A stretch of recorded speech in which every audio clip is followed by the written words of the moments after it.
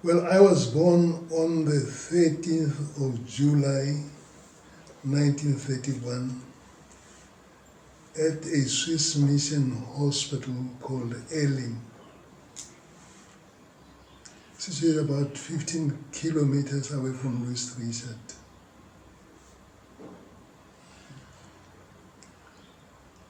My parents lived about 10 kilometers west of Louis Richard. After I was born, I was taken home to a village called Ramancha.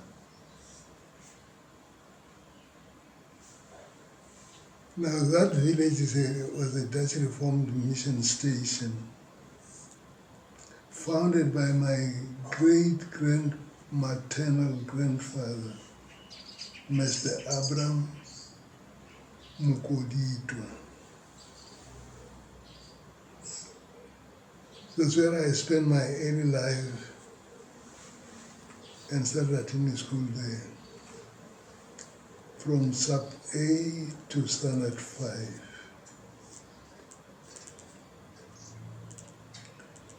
After school, we had to go and look after cattle,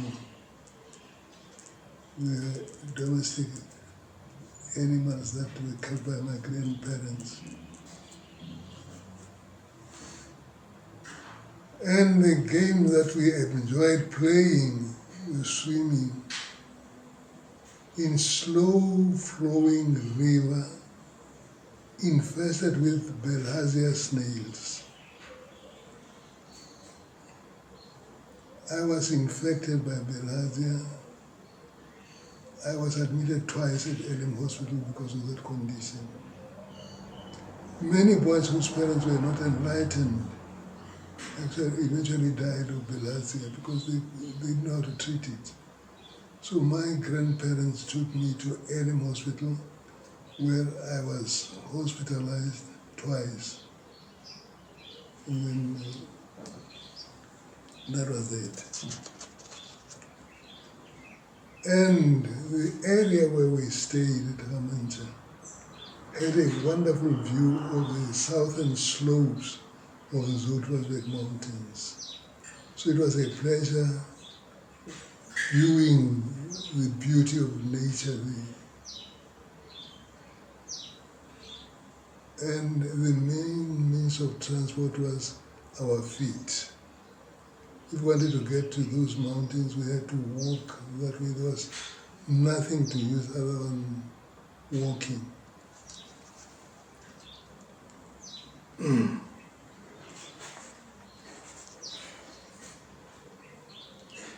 Now, at school, it was a very small school, a mission school called Kokopole in the village Ramancha. There was really nothing exciting there. We'd go to school, after school go and look after the livestock. Sports that we played there was soccer, not well regulated, and netball for girls. And we also had inter-school athletic competitions. We would walk to the venue about 10 kilometers from home. There was no means of transport, we had to walk that way to go and compete. But it was exciting for small children, we enjoyed it.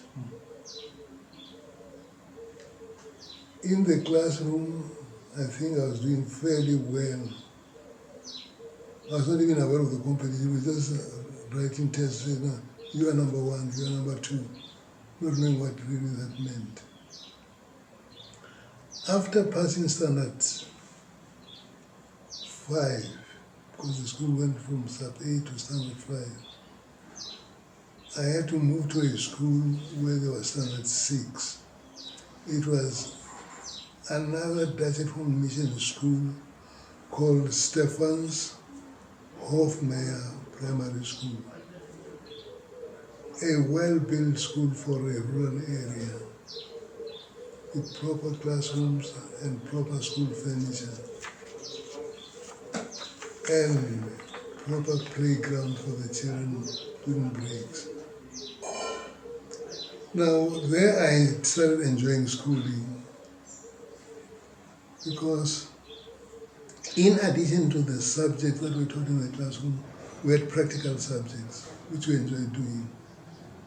Each standard 5 boy was given a plot to plant vegetables. And in addition to the garden that we had to do, we had woodwork.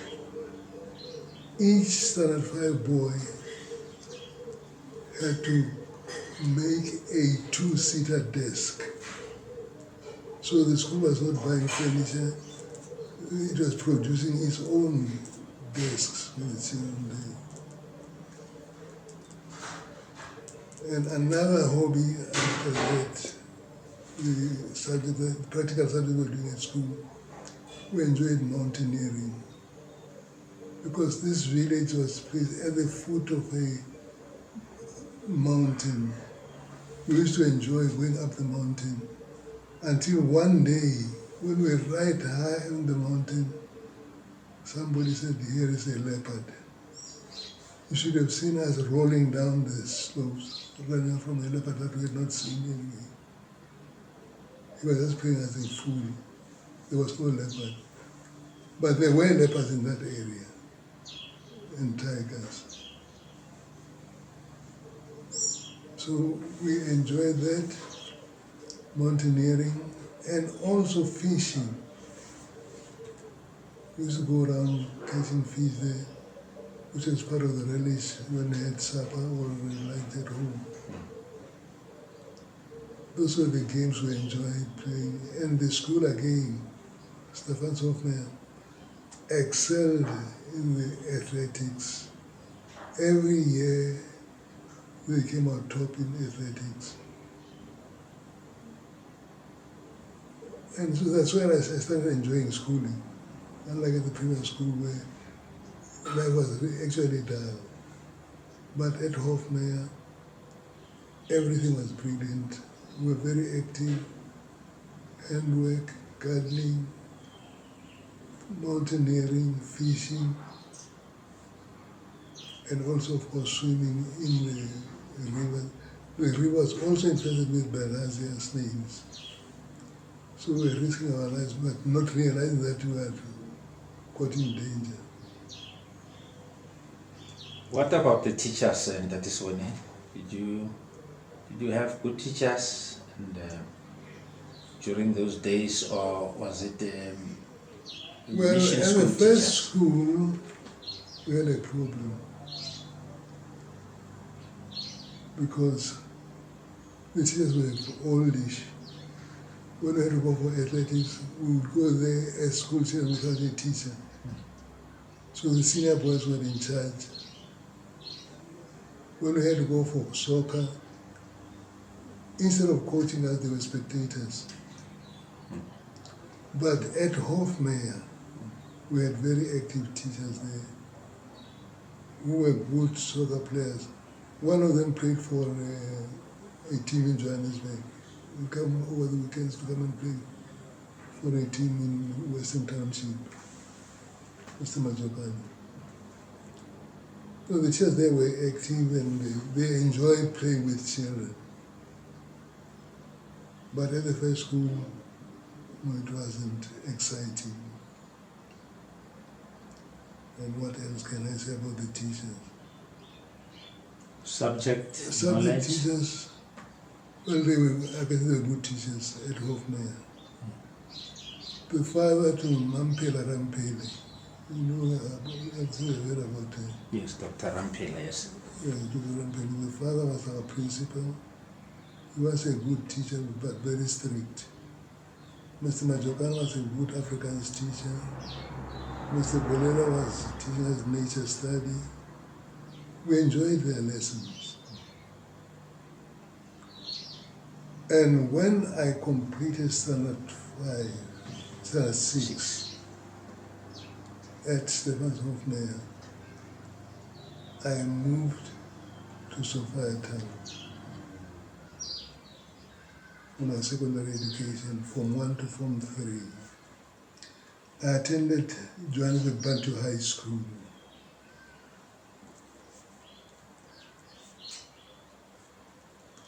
There the children were divided into 4 houses: Henley, Rains, Baloy and Pluma.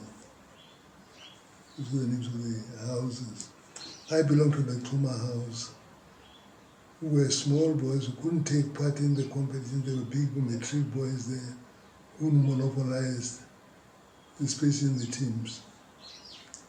But we could just play as cheerers to support our teams. And the very high school, Madibana High School, or it was later called, used to excel in athletics and soccer. We had the great players. I don't know if you've ever heard of a man called Walk, Cecil Dinalani. Was a terrific player. Ernest Bowe. And in athletics, we had people like Thomas Nkobi, who was treasurer of the ANC. He was a long distance runner. We were in the same house, the Puma house. He was a model to see running and winning the long distances. We had a number of very good sprinters there. Now, in the classroom, the school had poor accommodation. We had over 1,000 children, and the classrooms of the school were about 6. So we were using church buildings to accommodate them. I remember when we were in Form 1, we were 3 classes in one church, and each class had 76 children. And as the teacher was teaching, those children in the back were busy playing, not listening to what is going on. But we managed to succeed. But when we went to Form 2, we were better accommodated, though still in churches. And we had excellent teachers who were inspiring to the children. And there I can say I excelled in the classroom. My schoolwork was tops. I don't remember a test where I scored below 3rd position. The lowest I ever reached was 3rd position, 1, 2, 1, 2, 3. And there was healthy competition among the students. And when I reached Form 3, we were well accommodated. We were about 14 in the classroom. So we were very, very comfortable. And we enjoyed being taught there. And the competition amongst us was very, very healthy. And a number of us got first-class passes. But I couldn't go on with my trick at Madibane High, Western this Johannesburg Bantu High School. I had to move to Kilnerton. My parents, because of poor financial conditions, wanted me to go and do teacher's course at Kilnerton. But when I got there, I found that there was no space in the normal department. So they said I should wait for a space to occur while doing Form 4. And I said, good shot. Mm-hmm. So I so impressed the staff that when they said I should go to normal college, every staff member refused. Said, no, you can't go to for PH. Let him do matric there. And I did well. I didn't disappoint those teachers. I got a good matric pass, as you can see from my certificate here. And Kilnerton taught us how to live as people. It was a liberal school where students were allowed to run their own affairs. We'd have a teacher at the head, but the captain, the chairman, of the groups were students. I was elected the first student treasurer. We had a board of control, a board made up of students and staff, running the affairs of the institution. So I was appointed the first treasurer there. And in the houses, we had 4 houses again there. Rest House, Matabate, Bolani, Botry. Now all those were staff members at Kennington. So I served there as secretary of the house and also served as secretary of Young Africans Improvement League. It was a little association of students. We had to take excursions and do some research to find out certain things on our own and come and report to the staff. It was a very, very interesting group. Though one time I nearly got into trouble, I arranged a trip to the zoo for the students. I drew my program beginning of the year, gave it to the superintendent of the group, Dr. Ken Hudson. Fortunately, he had a very good memory. He kept the program on his notice board. A day before we had to get to the zoo people phoned the superintendent of the school, the governor of the institution. They wanted to know if we were still coming. He was not aware that there was a group going to the zoo. So who arranged that? Said a student there called Seboni. I was called from the classroom to the governor's office. I was scared. It's not easy to go and face the governor of the institution. Then he said to me, do you know anything about a group going to the zoo tomorrow? I said, yes, my association is going there. With whom did you arrange that? Said Mr. Hudson. I thought he'd ask me to go and call Mr. Hudson from his office. Not forgetting that there is a phone, he could phone him. Just at that time, Mr. Hudson walked into the office, governor's office.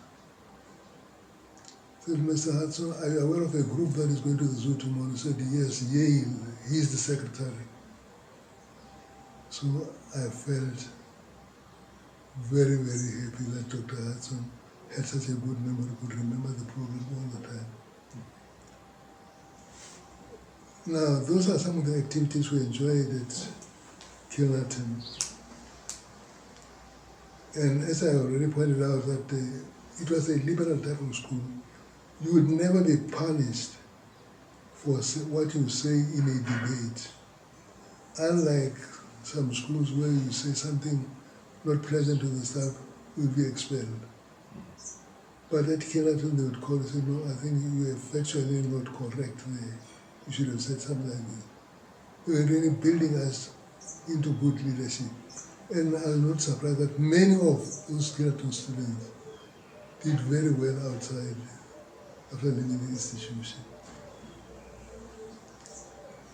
Then we wrote matric exam. I think I did very well. Though my African was not so good, I got an E pass. But it was a pass anyway. Yes. Unlike today's 30%. Yeah.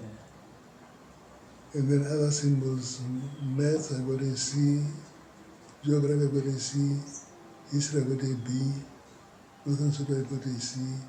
So those were impressive symbols.